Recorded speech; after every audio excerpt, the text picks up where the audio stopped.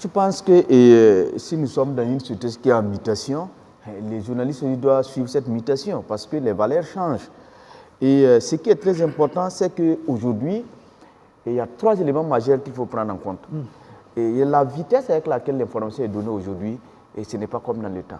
Mais aussi le nombre de publics qu'on peut toucher en mine de rien. Ça a beaucoup changé.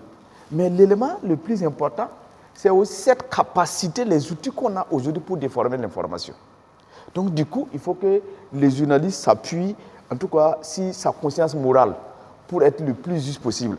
Parce que, tout simplement, mais les journalistes, c'est un pouvoir. Et vous savez qu'en tout cas, et quand on regarde autour de nous, c'est la communication qui fait et défait les pouvoirs. Donc par conséquent, vous avez un pouvoir très puissant, mais l'utilisation, il faudrait une certaine conscience morale pour l'utiliser à bon escient.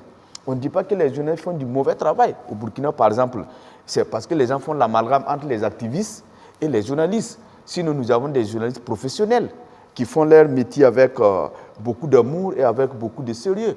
Mais ce qu'il faut éviter, c'est faire du journalisme pour soi-même, pour ses propres intérêts. Parce que le journaliste, c'est comme un artiste. Vous ne faites pas l'art pour vous, vous faites l'art pour la société. Vous faites l'art pour défendre un point de vue. Mais lorsque l'artiste, à un certain temps, fait la promotion de ses propres convictions ou bien de ses propres intérêts, ça devient dangereux. Je veux parler des journalistes qui, au lieu de faire leur métier, par exemple, aucun pays ne voudra empêcher un journaliste d'avoir un esprit critique. Si vous avez un journaliste qui n'a pas d'esprit critique, autant vraiment déposer la plume. Parce que c'est l'esprit critique du journaliste que la société a besoin pour l'éclairer. Mais ce qui est dangereux, c'est, je ne dis pas que forcément tous les journalistes sont dans ça, c'est certains journalistes qui sont un peu des appendices politiques. Ça, c'est un peu dangereux. Parce que vous avez une arme, les autres n'ont pas cette arme-là, et vous jouez à arme, vous êtes dans un contexte d'inégalité. Donc, le jeu n'est pas équilibré, et forcément, vous ne pouvez pas avoir des ennemis. Bon, je ne dis pas que forcément dans notre milieu, on indexe certains pour ça. Mais quand vous avez des gens qui... C'est quand l'armée... C'est un exemple que je prends. Quand l'armée a des défaites qu'on les entend le plus. Mais lorsqu'il y a des victoires, ils refusent de communiquer.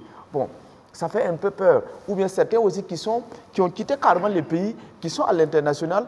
On sait qu'ils roulent pour des officines politiques. Bon, ça fait un peu compliqué. Sinon, l'histoire de la communication et du journalisme au Burkina Faso fait qu'aujourd'hui, aucun régime, aucun pouvoir ne voudrait les museler parce qu'on sait quel est leur rôle, on sait qu'est-ce qu'ils ont apporté en tout cas à la lutte pour la liberté au Burkina Faso.